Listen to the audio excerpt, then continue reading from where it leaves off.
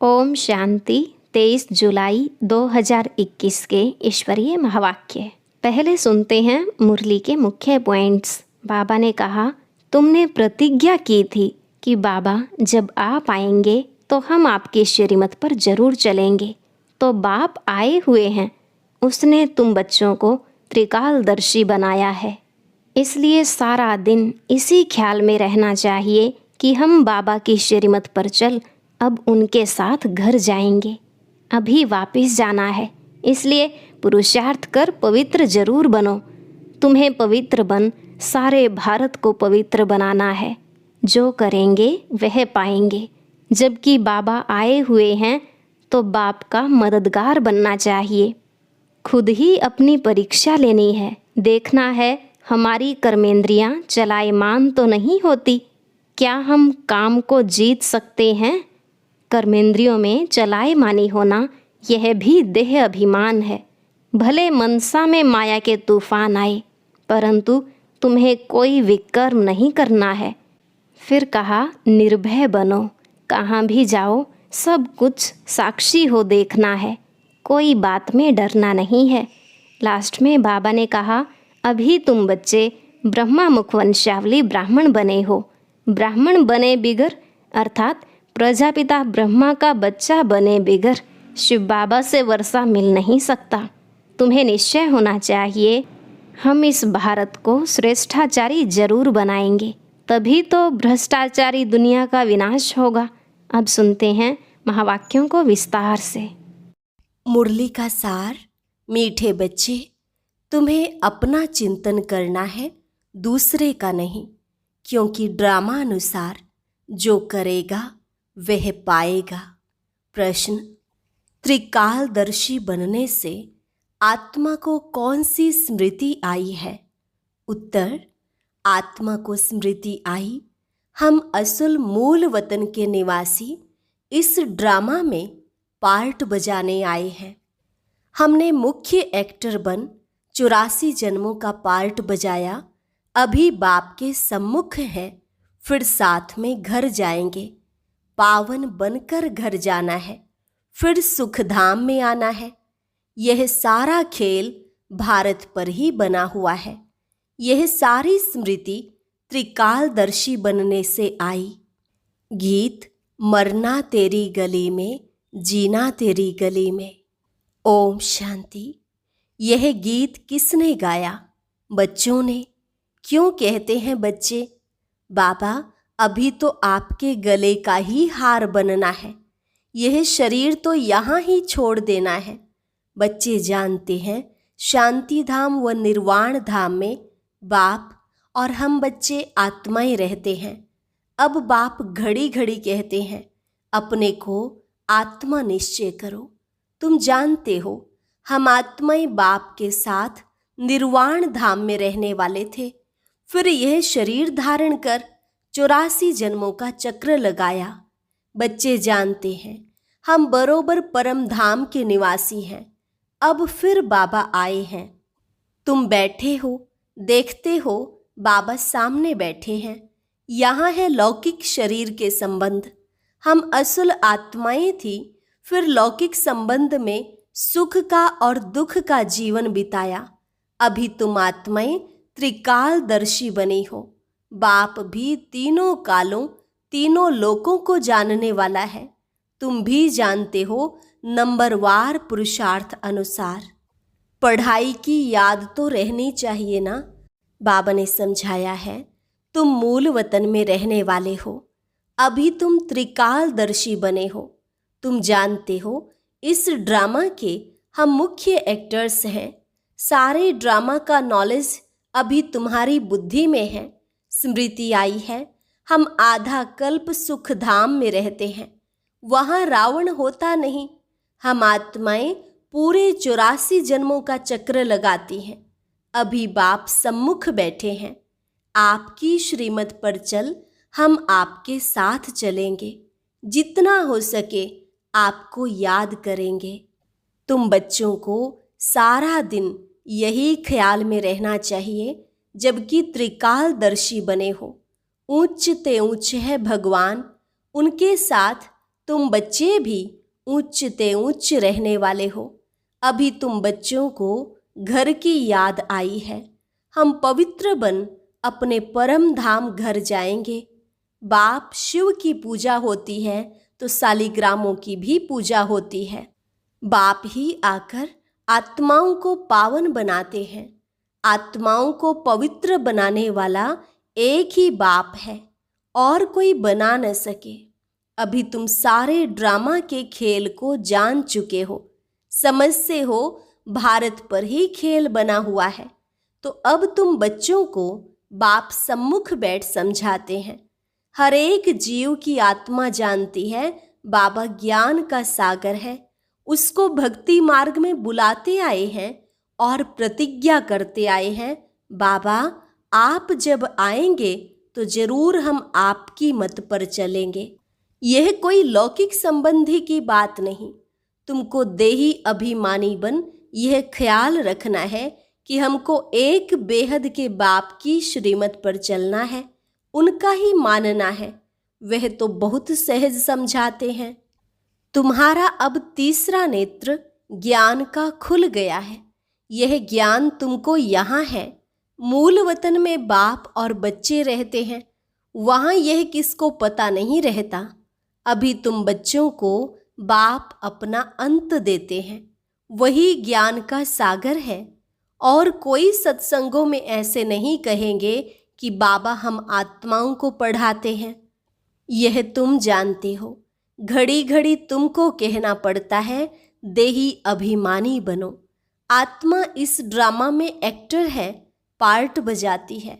हम आत्मा ने चोला लिया है, वह एक्टर्स कपड़े बदलते हैं। तुम आत्माएं निराकारी दुनिया से यहाँ आकर यह शरीर रूपी चोला लेती हो। वह सिर्फ अपने कपड़े बदलते हैं। हम आत्माओं को बाबा फिर से आकर राजयोग सिखला रहे हैं। अब तुम बच्चे समझते हो बाबा आया हुआ है तो जरूर हम बाबा के मददगार बनेंगे। पवित्र बन और सारे भारत को पवित्र बनाएंगे। हमको श्रीमत पर ही चलना है। श्रीमत कहती है बाप को याद करना है। जो करेंगे वह पाएंगे। सब तो नहीं आकर पुरुषार्थ करेंगे। जिन्होंने कल्प पहले पुरुषार्थ किया है वही करेंगे। अभी वापस जाना है, इसलिए पुरुषार्थ कर पवित्र जरूर बनना है। हम ऊपर मूल वतन में रहने वाले हैं। पहले पहले हम स्वर्ग में आए थे, फिर सीढ़ी नीचे उतरते आए। बाप समझाते भी भारतवासियों को है। भारत में ही आते हैं, याद भी भारत में करते हैं कि आकर हमें पावन बनाओ। शरीर धारण कर हमको श्रेष्ठ कर्म सिखलाओ। शरीर का नाम भी गाया हुआ है। यह भाग्यशाली रथ है। बाप भी कहते हैं मैं साधारण तन में प्रवेश करता हूँ। आगे भी कहा था तुम बच्चों को स्मृति आई है। बरोबर 5000 वर्ष पहले भी बाबा ने यही कहा था और कोई भी यह बात बता नहीं सकते हैं। बाप ही कहते हैं 5000 वर्ष पहले भी मैंने इस शरीर में आकर तुमको समझाया था। अब फिर तुम बच्चों को कहता हूँ आत्म अभिमानी बनो। जैसे नाटक वालों को मालूम रहता है ना, हम कौन सा वस्त्र पहनकर क्या क्या पार्ट बजाते हैं, परंतु वह तो है देह अभिमानी। यह है बेहद की बात। देही अभिमानी बनना है। हम असुल आत्मा ही हैं। अभी हमारा पार्ट पूरा होता है। बाप सम्मुख बैठ सब कुछ तुमको समझाते हैं। यह भूल नहीं जाना है माया कितने विघ्न डालती है। बाप समझाते हैं बच्चे तुमको कोई भी विकर्म नहीं करना है। मनसा तूफान भले बहुत आएंगे, अपनी परीक्षा लेनी है। हमारी कर्मेंद्रियां चलायमान तो नहीं होती हैं। हम काम को जीत सकते हैं। तुम्हारे लिए तो बहुत सहज है। हम आत्मा हैं, एक बाप के बच्चे हैं। बाप से ही योग लगाना है। कर्मेंद्रियों में चलायमानी होना यह भी देह अभिमान हुआ ना। तुमको कोई से भी डरना नहीं है, निर्भय बनना है। कभी भी कहाँ जाओ तो साक्षी हो देखना है। हम तो आत्मा है, इस खेल को तुम पूरा जान गए हो। ऊंच ते ऊंच बाप है, यह बुद्धि में आया है, उनको बिंदी कहा जाता है। निराकारी दुनिया में आत्माओं का झाड़ है। बीज से झाड़ निकलता है, फिर नंबरवार पत्ते आते हैं। यह भी ऐसे है। ऊपर से नंबरवार आत्माएं आती हैं। आत्मा प्रवेश कैसे करती है, निकलती कैसे है, यह कोई देख न सके। अब बाप समझाते हैं, तुम्हारी आत्मा पतित हो गई है, उनको पावन बनाओ। इन द्वारा बाप बैठ समझाते हैं। बात तो कर्मेंद्रियों से करते हैं ना। आत्मा बिंदी इसमें नहीं होती तो कर्मेंद्रियां कुछ कर नहीं सकती। इतनी छोटी बिंदी कितनी पावरफुल है, उनमें सारी नॉलेज है। बाप ज्ञान का सागर है जो तुमको बैठ समझाते हैं, उनमें सारा ज्ञान है। यह भी उनका पार्ट नूंधा हुआ है। तुम्हारी आत्मा में भी 84 जन्मों का पार्ट है। तुम दुख सुख का पार्ट बजाते हो, दुख में बहुत तकलीफ लेते हो। बाप कहते हैं, मैं तो पुनर्जन्म में आता नहीं हूँ, तुम 84 जन्म लेते हो, मैं तो नहीं लेता हूँ। मैं आकर तुम बच्चों को सहज युक्ति बताता हूँ कि मुझे याद करो तो पावन बनेंगे। आधा कल्प तुम काम चिता पर बैठ तमो प्रधान बने हो। आत्माओं से ही बाप बात करते हैं। आत्मा के ऑर्गन्स पहले छोटे होते फिर बड़े होते हैं। आत्मा तो छोटी बड़ी होती नहीं।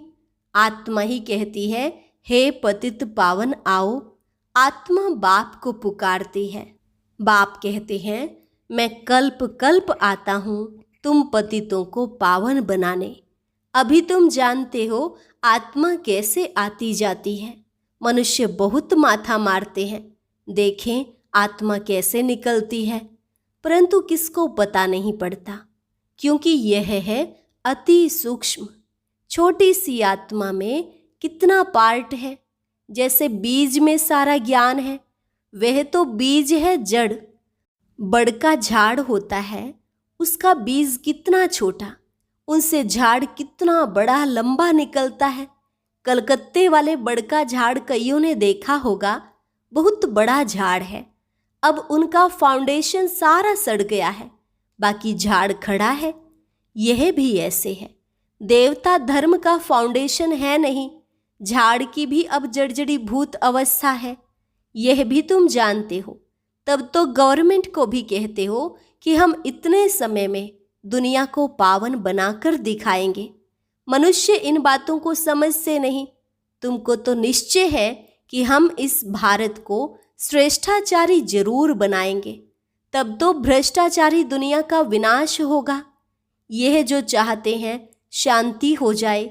आत्मा पार्ट बजाते बजाते थक गई है, इसलिए पुकारते हैं, हे शांति देवा।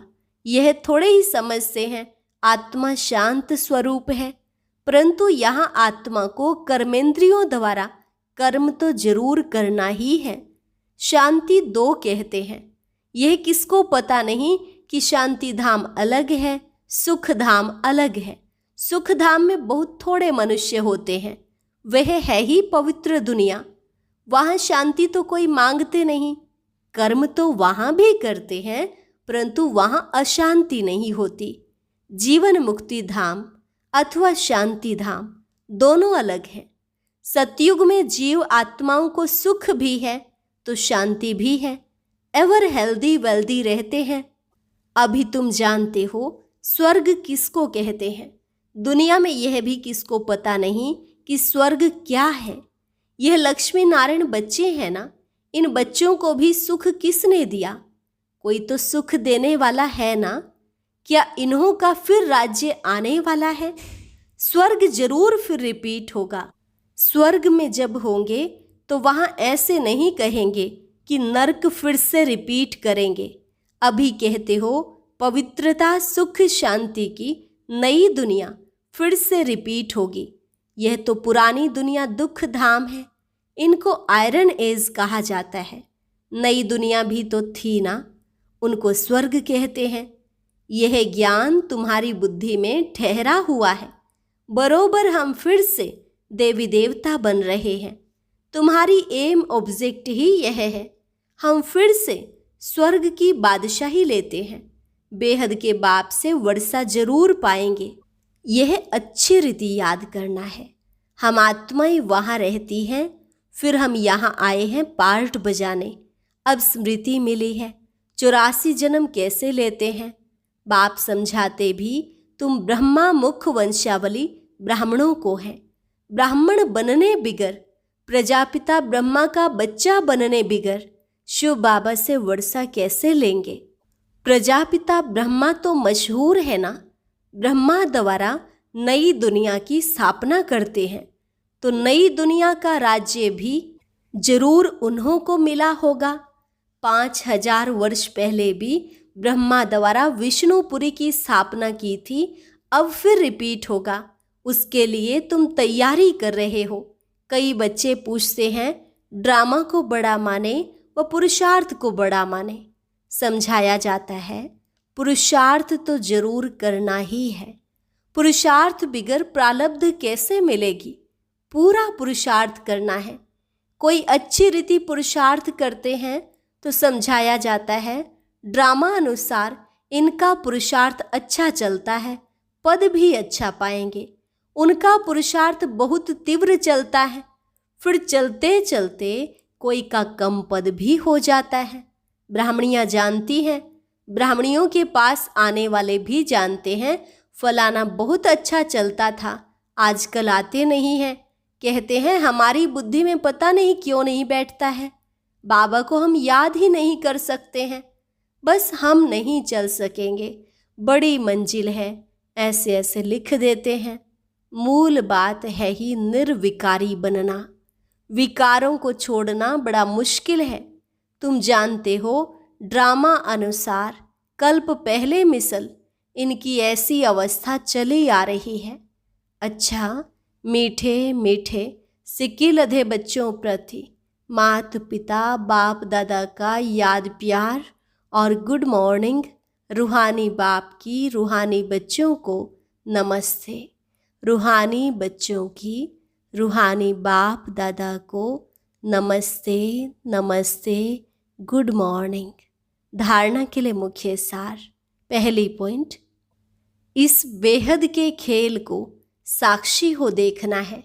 कोई से भी डरना नहीं है।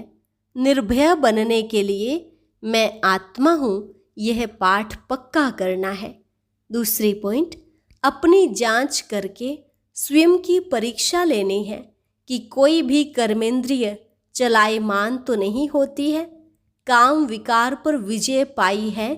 देही अभिमानी कहाँ तक बने हैं।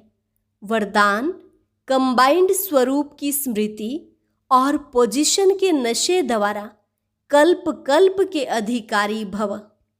कंबाइंड स्वरूप की स्मृति और पोजीशन के नशे द्वारा कल्प कल्प के अधिकारी भव।